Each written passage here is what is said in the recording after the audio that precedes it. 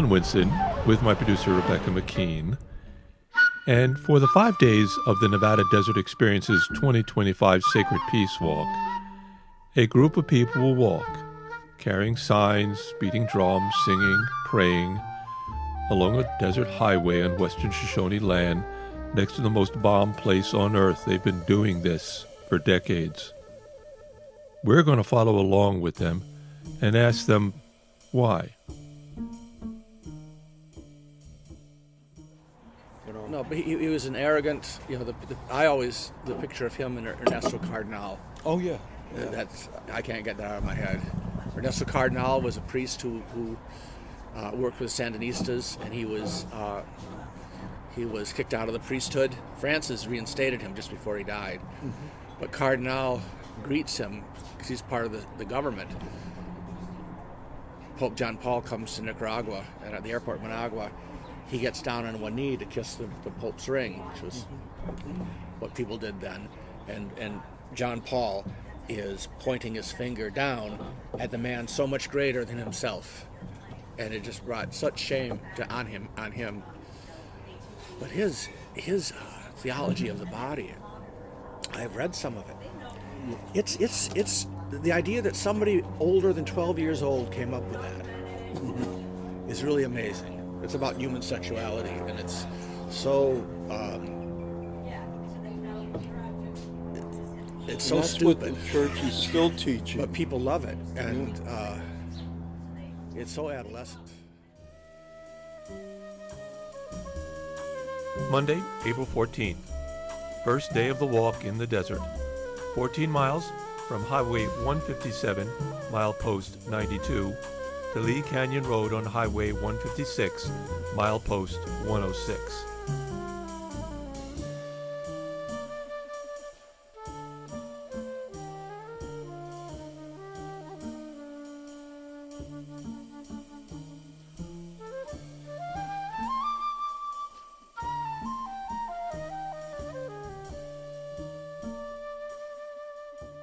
After breakfast at the Nevada Desert Experience home base, there's a hectic gathering of camping supplies, tents, clothing, moleskins for blistered feet. The walkers are driven to the outskirts of Las Vegas to begin the Sacred Peace Walk of 2025. Jeremiah Jones of the Western Shoshone Nation blesses the day and the walkers. His words, Grandfather, I'm standing here, help me. Pray away within your mind with this song. Keep this song while we're going down the road. Don't worry about the heat. Use the energy from the sun to give you the strength you need if you feel like you're...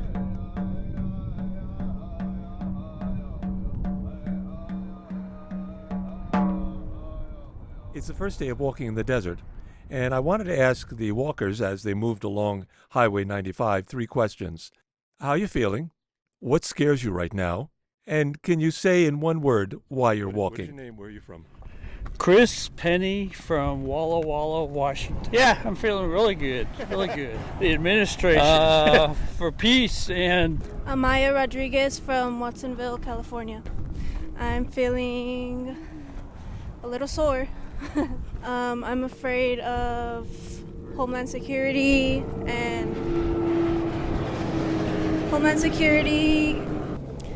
to represent Islam. Karen Pettit from Las Vegas, Nevada. I'm very good. Yeah, I'm excited to be walking. It's a struggle to be around all the other people that are afraid, like my mom and dad. They're thinking about their retirement funds and stuff, and you worry for them. To be one word, solidarity, because it's to be part of a movement. Carissa May, Oceanside, California. Feeling good. The thing I'm most afraid of is that this administration is going to see its way through for the 4 years. Penance. My name is Elisa. I'm from Nevada, Northern Nevada. Oh, I'm jazzed. I'm ready for this. I'm pumped. This is going to happen. That I will lose the right to express myself freely. Love. Jeremiah Jones from Elko, Nevada. Feeling really good. To be honest, not afraid of anything anymore as I get older.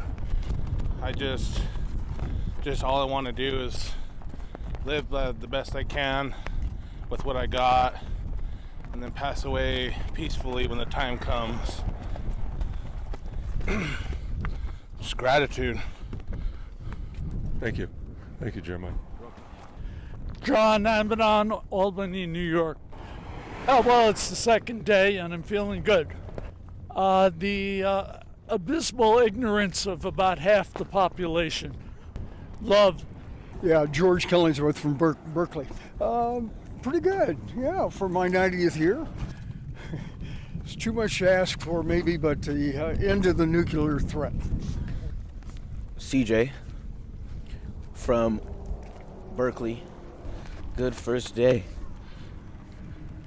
Legs are stretched. We're ready to get moving. Future.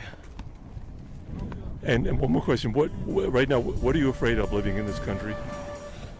The future.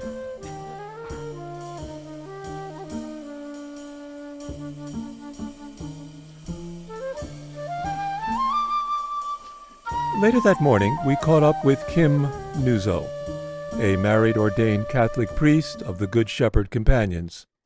Kim is a certified level 3 drug and alcohol therapist practicing in Colorado for 30 years. He's also a theater actor. Hey, thank you very much. You're our first interviewer. You are a guinea pig. Oh, great. So here we go. I was very interested in the work that you're doing at Good Shepherd Companions. I didn't know about that approach to Catholicism, and I just wanted to ask you about that. According to the Good Shepherd Companion website, your, quote, ministry is less rigid and more inclusive than the more legalistic ways some churches tend to operate. So could you tell us about your church? Sure. Just briefly. It differentiates itself from mainstream Catholicism in two ways. Number one, it does not report to or look upon the Pope in Rome as the authority for the church. So it doesn't recognize the Pope, even though it has no, it's not in any hostility with the Pope either. The second thing is that when we say it's more inclusive in two ways. It has women priests. In fact, it has quite a few women bishops. I think more women bishops than male bishops, and it allows women to become priests. Those are the two main ones. Then there are a lot of smaller ones that are, like it says, not so legalistic. For example, people that get divorced can still come to the church and have communion. In fact, communion is open to anyone who shows up at the church. And that role has been significant for me in the small community that I work in. For example, 2 Christmases ago, the LGBTQ kids at the high school and middle school wanted to march in the Christmas parade, and they were fearful. So they asked if I would march with them as a priest, which I was glad to do. So in a way, it's like trying to minister to those that are on the fringes or on the edges of culture and also Christianity. We're recording. I won't tell you any bad jokes. We're recording. Can I get to you later? Yeah. Okay. Right. Yeah. Thanks. It seems so sensible. How did this all get started? Because how do you become a priest that talks to people who are married if you've never been married before? Yes. And I guess you're also good with gay marriage too. Yes, of course, absolutely. And we perform gay marriages. We're glad to do so, honored to do so. And your point is really, I think, is that's sort of how I got involved in all of this to begin with, which is that somehow the message of this radical Palestinian Jewish prophet Jesus had a message, and after 2 or 3 centuries it became a church, an organized church. And once it became organized, eventually it aligned itself with empire and government, and it really, in my view, lost the original message.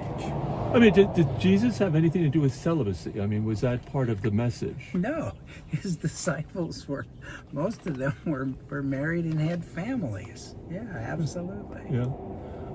So anyone in the church can be ordained.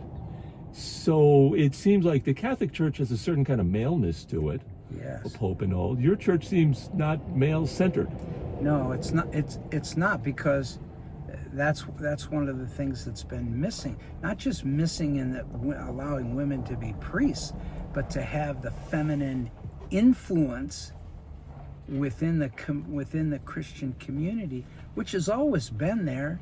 It's just, again, once organization and bureaucracy grew, and male patriarchy and domination took over, these things came about where women were marginalized.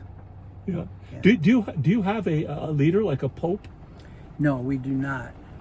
In our church there are bishops, but even the bishops are very much, you would say they're leaders who are subject to the community that they serve. Right. I'm going to quote something I got from your website, something that Jesus said, a good Jewish boy, yes, who had a really great message, and I'm all over it. He said that they may be one as you and I are one. I think it's an interesting idea of one. We are certainly not a one nation. Can you comment on that? Well, it depends on where you look at them. If you look at it from one theological way of looking at that, is that we are all part of one body. All humanity is. We're all humans. We're united in that sense. And then there's a thing in Catholicism called the mystical body of Christ, which is kind of the idea, and even Walt Whitman had this idea when he talked about America, that there is a way in which we are mystically connected to each other. That means we need to take care of each other. Okay. Because you in fact and I are part of one thing.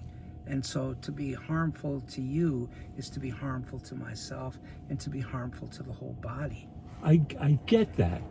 And I wish this country was that. But your organization is based in Ohio, am I right? It's a conservative state. So what do your neighbors in Ohio think about it? And what do the other Catholics that are more traditional think about you? What kind of feedback do you get? Well, because the Catholic Church is large, the Catholic Church pretty much mirrors the country right now. 50% of Catholics are very, very conservative, and 50% of Catholics would agree with the organization or church that I'm a part of. So we're divided like America is. Except I'd say the Catholic Church is a little more conservative leaning. The American bishops are very conservative and influences everyone. Yeah. We're going to be camping at the Sekhmet Goddess Temple. I assume you know a little bit about it. I don't know much about the temple, but I know quite a bit about Buddhism, and I'm very familiar with, and we are welcoming to Buddhists coming to our services and being with us. In fact, we have a couple, our Sunday services right now, the one that I attend is called Wounded Healers. We have Episcopalians. We have a Jewish friend who's a I was just going to ask, scholar. do you have any Jewish Yes, we do. Congregants? Yeah, because we don't look at it as like this is the way. This is the only way. We look at it more as a gathering of community of human beings. Just to introduce our listeners to the Sekhmet Goddess Temple, which we'll be at on Wednesday. You're gonna be walking there. One of the things that they are pushing is the idea of sharing. that we need to be a sharing culture. Does that have anything impact on what you do? Sure it does. Sure it does. Again, you can, in some ways, I think of Jesus as more of a communist or socialist than relating to the kind of market-based, consumer-based capitalist system that we live and work under. Mm-hmm. So sharing is bottom line stuff for Christians like myself. You joined the Sacred Peace Walk for the first time this year. Mm-hmm. What was the impulse that got you to join? That's a great question. I appreciate that because I've been thinking about it the whole time I've been walking. And the best I can come up with is that, I talked to Brian a little bit about it, and it's not that I don't have hope for change, but that's not why I'm walking. I'm walking more because I've asked myself, what have I not been willing to do? Not been willing to do. There's a lot of things I've been willing to do, but what have I not been willing to do? One thing I have not been willing to do is to walk a long way in a demonstration of peace. Peace for myself, peace for my children, my children's children, and the world's children. So that's one thing. The other thing is before you go on, what is it that stopped you? What was it that you didn't? Why did you not want to do it? Because I've been working in another field, like many Americans. Like, how do I survive? I have to have some kind of job to pay for my children's, school, their education, their housing, mm-hmm. all of those things. So caught up in working for a living, and recently semi-retired. So it's like there's extra time. What do I want to do with that time? Right. One thing is to demonstrate to myself what is important to me. And you said there was another reason. Yeah. The other reason is that I've never been able to answer the question, even as a person who studied theology and philosophy, I have no significant answer to the question of why is there suffering, especially the suffering of innocence in the world. And so when I walk, I feel like each step is somehow connecting me to that suffering. We asked you to bring in a poem, mm-hmm. That expressed some of these ideas that we've been talking about through a poem. Could you tell us what poem you brought in? I brought a poem by Ernesto Cardenal, which is actually a. Just 1 second. I'd rather the mic be held to the side, so it's not such a part of the picture. Okay.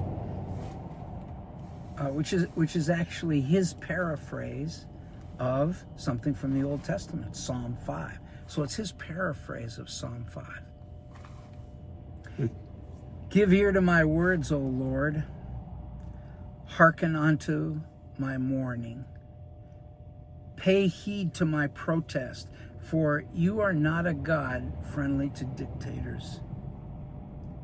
Neither are you a partisan of their politics, nor are you influenced by their propaganda. Neither are you in league with the gangster. There is no sincerity in their speeches, nor in their press releases. They speak of peace in their speeches while they increase their war production. They speak of peace at peace conferences and secretly prepare for war. If you could read the last, starting with they speak of peace in their speeches, just one more time. Mm-hmm. They speak of peace at peace conferences and secretly prepare for war. Just a few words. Why'd you choose that poem? Well, Cardinal represents to me sort of the Catholic that I aspire to be, which is someone who is not just about religious belief, but more about religious practice. And practice means, how do you create a society that it's easier for people to be good, as Peter Marin says from the Catholic Worker. Thank you. Yeah, Thank you, Kim Nuzzo. Thank you.